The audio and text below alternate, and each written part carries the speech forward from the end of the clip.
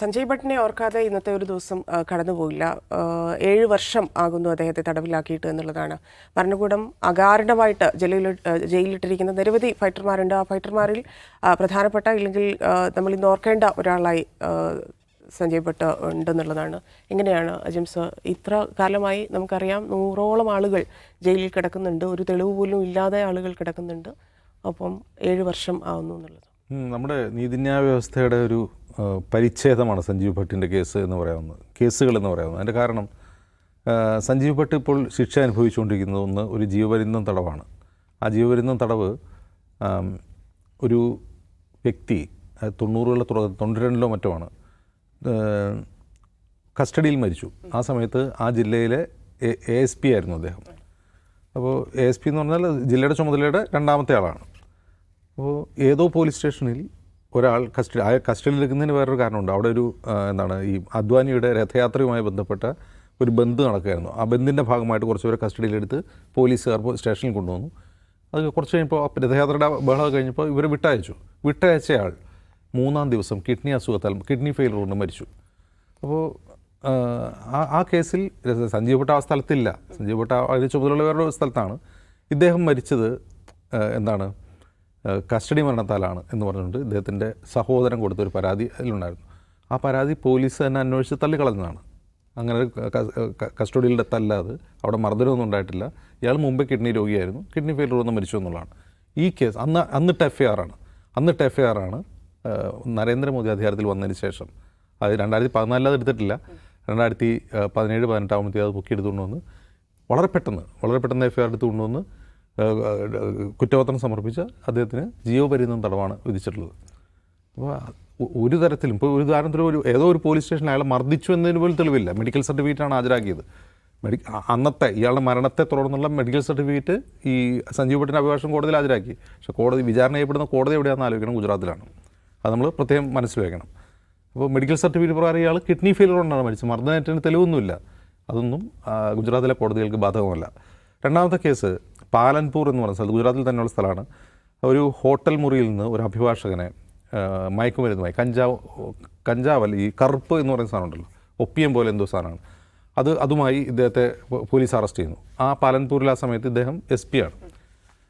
അപ്പോൾ ഇദ്ദേഹത്തെ അറസ്റ്റ് ചെയ്തു. അപ്പോൾ ഈ അറസ്റ്റ് ചെയ്യപ്പെട്ട അത് ഒരു അഭിഭാഷകനാണ്. അഭിഭാഷകന് നിയമം അറിയാമല്ലോ. അദ്ദേഹം തിരിച്ചു കൊടുത്തു, ഇത് പോലീസുകാരെൻ്റെ ഹോട്ടൽ മുറിയിൽ കൊണ്ടുവന്ന് വെച്ചതാണ് എന്ന് പറഞ്ഞിട്ട് തിരിച്ചൊരു കേസ് കൊടുത്തു. ഇതും 93 നടക്കുന്ന കാര്യമാണ്, 90കളുടെ തുടക്കത്തിലാണ്. അപ്പോൾ അത് പോലീസ് അന്വേഷിച്ചപ്പോൾ ശരിയല്ല, ഇത് ഇയാൾ കുറ്റക്കാരനാണ് എന്ന് വിധിച്ച സംഭവമാണ്, കോടതി ഉൾപ്പെടെ വിധിച്ചതാണ്. ഈ FIR, അതായത് ഇയാളുടെ പരാതിയിലിട്ട FIR വീണ്ടും പൊടി തട്ടിയെടുത്ത് ഇദ്ദേഹത്തിന് 20 വർഷത്തെ തടവ് ശിക്ഷ കൊടുത്തു.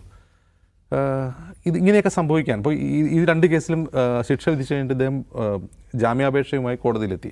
ഈ 2025 ഏപ്രിൽ മാസത്തിൽ സുപ്രീം കോടതി ഇദ്ദേഹത്തിൻ്റെ ജാമ്യാപേക്ഷ നിരസിച്ചു.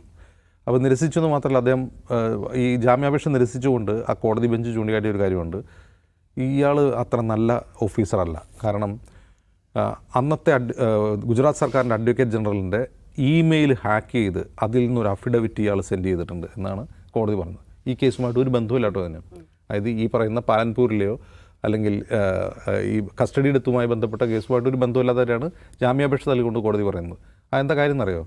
ഈ അഫിഡവിറ്റ് എന്തിനു വേണ്ടിയായിരുന്നു? ഈ അഫിഡവിറ്റ് ഗുജറാത്ത് കലാപത്തിൽ നരേന്ദ്രമോദിക്ക് ഉള്ള ബന്ധത്തെക്കുറിച്ച് ഇദ്ദേഹം സുപ്രീം കോടതിയിൽ മുമ്പ് 2011 സമർപ്പിച്ചൊരു അഫിഡവിറ്റ് ഉണ്ട്.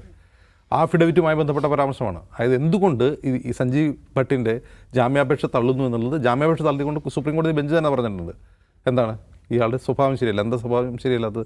ഇയാൾ അഡ്വക്കേറ്റ് ജനറലിൻ്റെ ഇമെയിൽ ഹാക്ക് ചെയ്ത് അതിൽ നിന്നൊരു ഇമെയിൽ അയച്ചു എന്ന്. എങ്കിൽ അതൊരു വലിയ കുറ്റമാണല്ലോ, അത് കേസെടുത്ത് അന്വേഷിക്കേണ്ടതാണല്ലോ. അത് കോടതി പറഞ്ഞിട്ടില്ല. അപ്പോൾ യഥാർത്ഥത്തിൽ സഞ്ജീവ് ഭട്ട് എന്തിനാണ് ജയിലിൽ കിടക്കുന്നതെന്ന് ചോദിച്ചാൽ 2002 ഗുജറാത്ത് കലാപകാലത്ത് അദ്ദേഹം ഗുജറാത്ത് പോലീസിലെ ഇൻ്റലിജൻസ് വിഭാഗത്തിൽ ജോലി ചെയ്തിരുന്ന ആളാണ്. അന്ന് അദ്ദേഹത്തിൻ്റെ വാദപ്രകാരം ഈ ഗുജറാത്ത് കലാപം അതായത് ഗോധ്ര ട്രെയിൻ കത്തിക്കൽ സംഭവം നടക്കുമ്പോൾ ഈ കത്തിക്കരിഞ്ഞ കർഷകരുടെ മൃതദേഹങ്ങൾ ഗോധ്രയിൽ നിന്ന് കിലോമീറ്റർ അകലെയുള്ള അഹമ്മദാബാദിലേക്ക് കൊണ്ടുവരാൻ തീരുമാനമെടുത്തത് മുഖ്യമന്ത്രി നരേന്ദ്രമോദി അവിടെ അധ്യക്ഷതയിൽ ചേർന്ന യോഗത്തിലാണ്.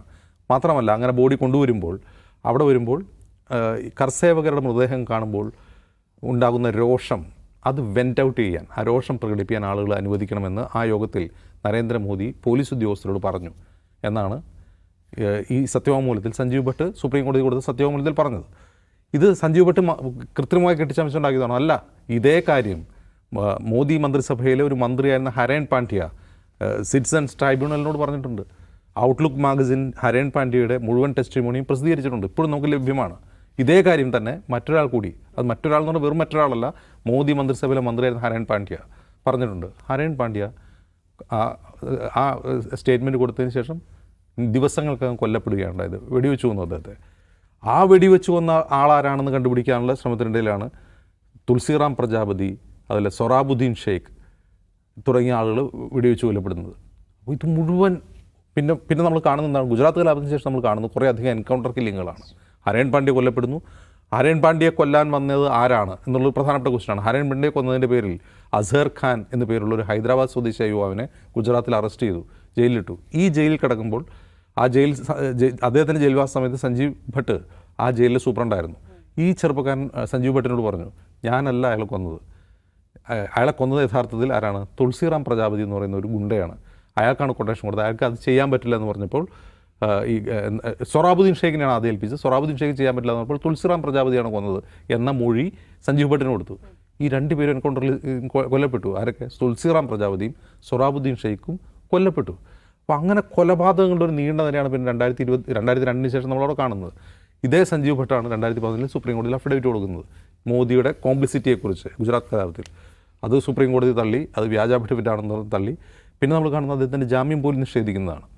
അപ്പോൾ സത്യം തുറന്നു പറഞ്ഞതിൻ്റെ പേരിൽ, ഒരു വിസിൽ ബ്ലോവർ ആയതിൻ്റെ പേരിൽ അദ്ദേഹം ഭരണകൂടത്താൽ വേട്ടയാടപ്പെടുകയാണ്.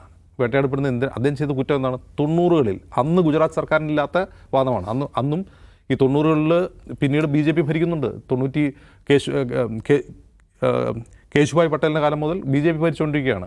BJP ഭരിക്കുമ്പോഴൊന്നും സഞ്ജീവ് ഭട്ടിനെതിരെ ഇല്ലാത്ത കുറ്റങ്ങൾ 2011 ശേഷം വരുന്നത് എന്തിൻ്റെ തെളിവാണ്? അന്ന് ഗുജറാത്ത് പോലീസ് അന്വേഷിച്ചതിൽ കഴമ്പില്ല എന്ന് പറഞ്ഞ് തള്ളിക്കളഞ്ഞ കേസുകൾ പിന്നീട് കുത്തിപ്പൊക്കിയെടുത്ത് കുറ്റപത്രം കൊടുക്കുന്നു. പിന്നെ എന്തിൻ്റെ തെളിവാണ്? അപ്പോൾ ഒരു സത്യം ഭരണകൂടത്തിൻ്റെ മുഖത്ത് നോക്കി ആരെയും ഭയക്കാതെ സത്യം തുറന്നു പറഞ്ഞതിൻ്റെ പേരിൽ അദ്ദേഹം അനുഭവിക്കുന്ന ശിക്ഷയാണ്. ഞാൻ വിശ്വസിക്കുന്നത് സഞ്ജീവ് ഭട്ട് ഒരു കാലത്ത് ഏതെങ്കിലും ഇന്ത്യ എന്ന രാജ്യം നിലനിൽക്കുന്നുണ്ടെങ്കിൽ ഏതെങ്കിലും ഒരു കാലത്ത് ഒരു ദേശീയ ഹീറോയായി വിശേഷിപ്പിക്കപ്പെടും. അതിൻ്റെ കാരണം ചില പ്രത്യേക രാഷ്ട്രീയ സാഹചര്യങ്ങളിൽ ചില കുറ്റങ്ങൾ ചാർത്തിയാണെങ്കിലും അകത്തിരുന്നവർ അവർ പൊളിറ്റിക്കൽ പ്രിസണേഴ്സ് തന്നെയാണ്. അവരങ്ങനെ തന്നെ കാണണം. അവർ രാഷ്ട്രീയ തടവുകാരാണ്. അങ്ങനെ രാഷ്ട്രീയ തടവുകാരാണെന്നുള്ള ബോധം ജനങ്ങളിലേക്ക് ഉണ്ടാക്കിയെടുക്കുകയാണ് നമ്മൾ ചെയ്യേണ്ടത്. യഥാർത്ഥത്തിൽ അദ്ദേഹം രാഷ്ട്രീയ പകപോക്കലിന് ഇരയാവുകയാണ് ചെയ്യുന്നത്. ഇവിടെ നമ്മൾ ശ്രദ്ധിക്കേണ്ട മറ്റൊരു കാര്യം, സഞ്ജീവ് ഭട്ടിൻ്റെ ഭാര്യ ശ്വേതാ ഭട്ട് ഇന്നത്തെ പ്രധാനമന്ത്രിയായ നരേന്ദ്രമോദിക്കെതിരെ ഗുജറാത്ത് മുഖ്യമന്ത്രിയായിരിക്കും അദ്ദേഹത്തിനെതിരെ മത്സരിച്ച ആളാണ്. ആ മത്സരം പോലും എന്തിൻ്റെ ഭാഗമാണ്? ഈ ഗുജറാത്ത് കലാപത്തിനെതിരായിട്ടുള്ള മത്സരമാണ്. അവർ മത്സരിച്ച ടിക്കറ്റിലാണെന്നറിയാം, കോൺഗ്രസ് ടിക്കറ്റിലാണ്. ഇതേ കോൺഗ്രസ് പാർട്ടി, അവർ ഗുജറാത്തിൽ നല്ല ശക്തമാണല്ലോ, അവർ ഗുജറാത്തിലെ പ്രതിപക്ഷമാണ്. ഈ കോൺഗ്രസ് പാർട്ടി സഞ്ജീവ് ഭട്ടിനെ പറ്റി ഒരു അക്ഷരം പാർലമെൻറ്റിനകത്തോ പുറത്തോ സംസാരിക്കുന്ന നമ്മൾ കേട്ടിട്ടുണ്ടോ? ഇല്ല. രാഹുൽ ഗാന്ധി ഇപ്പം ഇന്ത്യയുടെ പ്രതീക്ഷയാണെന്ന് പറയുന്ന ആളുകൾ സഞ്ജീവ് ഭട്ടിനെ പറ്റി സംസാരിക്കുക കേട്ടിട്ടുണ്ടോ? കേട്ടിട്ടില്ല. അപ്പോൾ സഞ്ജീവ് ഭട്ടിനെ പറ്റി സംസാരിച്ചാൽ പോലും അവരുടെ വോട്ട് നഷ്ടപ്പെടുമെന്ന് അവർ ഭയക്കുകയാണ്. അപ്പോൾ ഈ ഘട്ടത്തിൽ സഞ്ജീവ് ഭട്ടിനെ പറ്റി എല്ലാ വർഷവും നമ്മൾ സംസാരിച്ചുകൊണ്ടിരിക്കേണ്ടത് നമ്മൾ ജനാധിപത്യത്തിൽ വിശ്വസിക്കുന്ന, സുതാര്യമായ ഡെമോക്രസിയിൽ വിശ്വസിക്കുന്ന എല്ലാ മനുഷ്യരുടെയും ബാധ്യതയാണ്. യെസ് നിഷ, അതാണ് ഭരണകൂട വിമർശനം. അതെങ്ങനെ ഒരു പൗരനെ ജയിലിലാക്കുന്നു. കുറേ ഉദാഹരണങ്ങൾ നമുക്കുണ്ട്. അതിലൊരു സഞ്ജീവ് ഭട്ടും മാത്രമല്ല, ഇതിൽ കോടതിയിലുള്ളൊരു വിശ്വാസ്യതയെ കൂടെ ചോദ്യം ചെയ്യുന്നത് പോലെയാണ് ഈ ജാമ്യം നൽകുന്നത്. ഏറ്റവും മർമ്മപ്രധാനമായ സംഗതി അവിടെയാണെന്ന് തോന്നുന്നു. കാരണം ഈ സർക്കാരുകൾ, രാഷ്ട്രീയ പാർട്ടികൾ അവരുടെ താല്പര്യങ്ങൾക്കനുസരിച്ച് പലതരത്തിലുള്ള മാനിപ്പുലേഷൻസ് നടത്തും, പലതരത്തിലുള്ള സംഗതികൾ അവർ ഫാബ്രിക്കേറ്റ് ചെയ്യും, ആളുകളെ വേട്ടയാടും. അതിനെല്ലാം അപ്പുറം ഇതൊരു ഓട്ടോക്രാറ്റിക് ആയിട്ടുള്ള സർക്കാരൊന്നുമല്ല, ഇതൊരു ഏകാധിപത്യ സർക്കാരല്ല. നമ്മൾ ലോകത്തെ ഏറ്റവും വലിയ ജനാധിപത്യ സംഹിതയ്ക്കകത്ത് ജീവിക്കുന്ന മനുഷ്യരാണ്. ഏത് സർക്കാരുകൾ ഏത് തരത്തിലുള്ള ഏകാധിപത്യ സ്വഭാവം കാണിച്ചാലും അതിനെ തടുത്ത് നിർത്താൻ നമ്മുടെ മുമ്പിൽ ഒരു ഭരണഘടനയും ആ ഭരണഘടനയുടെ കസ്റ്റോഡിയനായിട്ടുള്ള ഒരു കോടതി ഇവിടെ ഉണ്ടെന്നാണ് നമ്മുടെ വിശ്വാസം. ആ വിശ്വാസവുമായി ബന്ധപ്പെട്ട ക്വസ്റ്റ്യനാണ് ഇവിടെ ഉള്ളത്. അപ്പോൾ രണ്ട് പ്രധാനപ്പെട്ട നിരാശകളാണ്. സർക്കാരിനെ കുറിച്ച് ഇനി പ്രത്യേകിച്ച് നിരാശയിൽ സംസാരിക്കുന്ന കഥയില്ല. ഇപ്പോൾ അജിംസ് വളരെ വിശദമായി പറഞ്ഞു കഴിഞ്ഞു. അതിനകത്ത് നമ്മുടെ പ്രതീക്ഷയാവേണ്ട രണ്ട് പ്രധാനപ്പെട്ട സ്ഥലങ്ങൾ ഏതൊക്കെയാണ്? ഒന്ന് കോടതിയും ഒന്ന് പ്രതിപക്ഷവുമാണ്. ഇത് രണ്ടും നിശബ്ദമായിരിക്കുകയോ ഗവൺമെൻറ് പ്രൊപ്പഗൻഡയ്ക്ക് അനുസരിച്ച് വിധി വരുന്നത് പോലെ തോന്നുന്നു. അതിലെ ഏറ്റവും പ്രധാന കാര്യം, വളരെ മിനിമലായിട്ടുള്ള കുറ്റത്തിന് പരമാവധി ശിക്ഷ, ജീവപര്യന്തം ശിക്ഷയൊക്കെ ആർക്കാണ്? ഇവിടെ കൊലപാതക കേസിൽ ഇരട്ട കൊലപാതകത്തിൽപ്പെട്ട ആളുകൾക്ക് പോലും ജീവപര്യന്തം ശിക്ഷയാണ് മാക്സിമം ഇവിടെ കിട്ടുന്നിരിക്കെ ഇത്തരം സില്ലിയായ കുറ്റത്തിന് പണ്ട് എപ്പോഴും നടന്നതിൻ്റെ പേരിൽ കുത്തിപ്പൊക്കിക്കൊണ്ടുവന്ന കുറ്റത്തിന് പരമാവധി ശിക്ഷ വിധിച്ചിരിക്കുന്നു ഇവിടെ ഒരു കോടതി.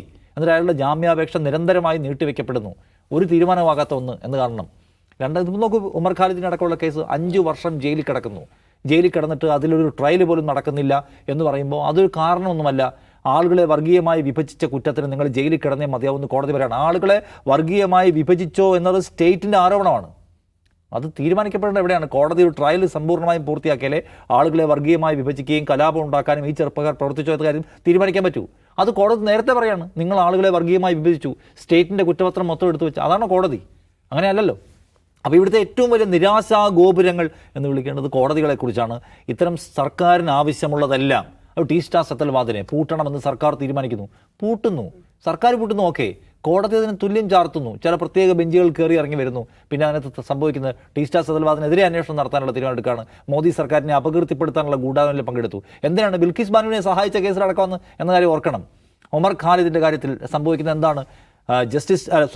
ഫാദർ സ്റ്റാനിസ്വാമിയുടെ കാര്യത്തിൽ സംഭവിക്കുന്നതാണ്. ഗൗതം നവലാഖയുടെ കാര്യത്തിൽ സംഭവിക്കുന്നതാണ്. അക്കാഡമിഷ്യന്മാരായിട്ടുള്ള ആളുകൾ, പൊതുരംഗത്ത് പ്രവർത്തിക്കുന്ന ആളുകൾ, ഇവർക്കെല്ലാവർക്കും കൂടി അർബൻ നക്സലുകൾ എന്നൊരു പേര് ചാർത്തിക്കൊടുത്ത് എല്ലാവരെയും തൂക്കി അകത്തിടുകയാണ്. അതായത് ജനങ്ങളെ ഇൻഫ്ലുവൻസ് ചെയ്യാൻ സാധ്യതയുള്ള ആൾക്കാർ, ഉറക്ക രാഷ്ട്രീയം സംസാരിക്കുന്ന ആളുകൾ, അവരാരും പുറത്തു വേണ്ട എന്ന് ഭരണകൂടം തീരുമാനിക്കുന്നു. ഭരണകൂടത്തിൻ്റെ തീരുമാനത്തിന് ഒപ്പിച്ച് കോടതി വിധികൾ വരുന്നുവെന്നാണ് ഏറ്റവും അത്ഭുതപ്പെടുത്തുന്ന, ഏറ്റവും പ്രയാസമുണ്ടാക്കുന്ന കാര്യം. അത് ഏറ്റെടുത്ത് സംസാരിക്കേണ്ടുന്ന, അതിനെ ഒരു രാഷ്ട്രീയ വിഷയമാക്കി പൊതുമണ്ഡലത്തിൽ നിലനിർത്തേണ്ടുന്ന ആളുകൾ നിശബ്ദരായിരിക്കുന്നു. കോൺഗ്രസിന് പോലും സംസാരിക്കാൻ പേടിയാണ്. നമുക്ക് കോൺഗ്രസിൻ്റെ ഏറ്റവും വലിയ രക്തസാക്ഷികളാണ് ആര്? നമുക്കറിയാവുന്ന പോലെ ഗുജറാത്ത് കലാപത്തിൽ കൊല്ലപ്പെട്ട അവിടുത്തെ MP ഇഹ്സാൻ ജഫ്രിയുടെ കൊലപാതകം എന്ന് വെച്ചാൽ അവിടെയുള്ള ആളുകളെ രക്ഷിക്കാൻ ശ്രമിക്കുന്നതിനിടയ്ക്ക് അദ്ദേഹത്തെയും അവിടുത്തെ നാട്ടുകാരെയും കൂട്ടിയിട്ട് കത്തിച്ച് കളഞ്ഞ കേസാണ്. ആ കേസിൽ ഇഹ്സാൻ ജഫ്രിയെ ഒരു രക്തസാക്ഷിയായി അംഗീകരിക്കുകയോ അദ്ദേഹത്തിൻ്റെ പേരെപ്പോഴെങ്കിലും പറയുകയോ അദ്ദേഹത്തിന് വേണ്ടി പോസ്റ്റുകൾ ഇടുകയോ ചെയ്യുന്നത് കോൺഗ്രസിൻ്റെ സംസ്കാരത്തിൻ്റെ ഭാഗമല്ല. ഇന്ദിരാഗാന്ധിയും രാജീവ് ഗാന്ധിയും കൊല്ലപ്പെട്ടതാണ് അവരുടെ സംസ്കാരത്തിൽ, അവരുടെ രക്തസാക്ഷി പട്ടികയിലുള്ളൂ. ഇഹ്സാൻ ജഫ്രി ഒരു കലാപത്തിൽ കൊല്ലപ്പെട്ട ഇന്ത്യയുടെ മതനിരപേക്ഷതയ്ക്ക് മേലേറ്റ വലിയ മുറിവിൻ്റെ രക്തസാക്ഷിയാണ് ആ മനുഷ്യൻ. അത് കോൺഗ്രസ് രേഖപ്പെടുത്തുകയോ ആചരിക്കുകയോ ചെയ്യുന്നൊന്നും നമ്മൾ കാണുന്നില്ല. അതാണ് ഈ നേരത്തെ പറഞ്ഞ ശ്വേതാ ഭട്ടിൻ്റെ ഭർത്താവായ സഞ്ജീവ് ഭട്ട് നിങ്ങൾ പ്രത്യേകം കാണണ്ട. അവരുടെ പേടി എന്താണ്? സഞ്ജീവ് ഭട്ട് ഗുജറാത്ത് കലാപവുമായി ഏതെല്ലാമോ നിലയ്ക്ക് ബന്ധപ്പെട്ട കേസിലാക്കപ്പെട്ട ആളാണ്. അദ്ദേഹത്തെ സംരക്ഷിക്കാൻ ശ്രമിക്കുന്നത് ഗുജറാത്തിലെ ഹിന്ദു വികാരത്തെ വ്രണപ്പെടുത്തുന്നതിന് സമാനമായി മാറും. അതുകൊണ്ട് സഞ്ജീവ് ഭട്ടിൻ്റെ കാര്യത്തിൽ തുടരേണ്ടതില്ല എന്നാണ്. ഇങ്ങനെ രാഷ്ട്രീയം കളിക്കാൻ പോയാൽ നിങ്ങൾക്ക് ഈ സർക്കാരിനെതിരെ എവിടെയും എത്താൻ കഴിയില്ല. കാരണം ഹിന്ദുത്വയുടെ പണി അങ്ങേയറ്റം BJP എടുക്കുന്നുണ്ട്. അത് ലൈറ്റായി എടുത്തതിൻ്റെ പിന്നാലെ സഞ്ചരിക്കാൻ നിങ്ങൾക്ക് പറ്റും. ഒരിക്കലും നിങ്ങൾക്ക് അതിനെ ഓവർടേക്ക് ചെയ്യാൻ പറ്റില്ല. നിങ്ങൾ നിൽക്കുന്ന പൊസിഷനിൽ നിങ്ങൾ സ്ട്രോങ് ആയി നിൽക്കണം. അത് നമ്മളിവിടെ CPM പറയാറില്ലേ, CPMൻ്റെ പൊസിഷൻ എന്താണ്? നമ്മൾ CPMനെ കുറിച്ച് കാണുന്ന പൊസിഷൻ എന്താണ്? അതിൽ സ്ട്രോങ് ആയി നിൽക്കാതെ വെള്ളാപ്പള്ളി നടേശനെ പ്രീണിപ്പിച്ചുകൊണ്ട് നിങ്ങൾക്ക് അതിജീവിക്കാൻ പറ്റില്ല. അവിടെ നിങ്ങളിൽ നിന്ന് ആളുകൾ എന്താണോ പ്രതീക്ഷിക്കുന്നത് അതിൽ വർക്ക് ചെയ്യണം.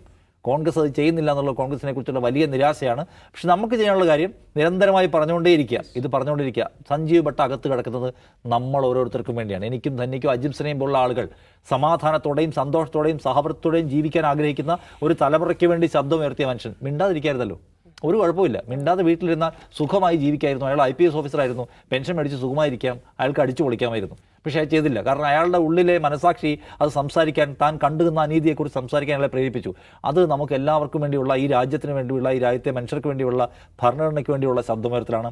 അതുകൊണ്ട് എത്ര കാലം അയാൾ ജയിലിൽ കിടക്കുന്നു അയാളെക്കുറിച്ച് ഓർമ്മ പുതുക്കുക എന്നത് പ്രധാനമാണ്. ഗൗരി ലങ്കേഷ് മരിച്ച ദിവസമായിരുന്നു. പ്രകാശ് രാജ് പറയുന്നുണ്ട്, നിന്നെ വെട്ടി നുറുക്കിയ ആളുകൾ തെരുവിലൂടെ ഉല്ലസിച്ച് നടക്കുന്നു, നിനക്ക് വേണ്ടി ശബ്ദിച്ച ആളുകൾ എല്ലാവരും ജയിലിൽ കിടക്കുകയാണ് അദ്ദേഹം പറയുന്നു. നിന്നെ ഞങ്ങൾ കുഴിച്ചിട്ടതല്ല, വിതച്ചതാണ്, നീ മുളച്ചു പൊന്തുവെന്ന്. അതുപോലെ അദ്ദേഹം ജയിലിൽ കിടന്നാലും അയാളുടെ ശബ്ദവും അയാളുടെ പ്രാതിനിധ്യവുമായിട്ട് തെരുവിൽ മനുഷ്യരുണ്ടാവട്ടെ എന്ന് ആശിക്കാം. അവർക്ക് വേണ്ടി നമുക്ക് എല്ലാവർക്കും നമുക്ക് ആവശ്യമായ കോൺട്രിബ്യൂഷൻസ് നൽകിക്കൊണ്ടിരിക്കാം എന്നാണ് ഇപ്പോൾ ചെയ്യാനുള്ള കാര്യം.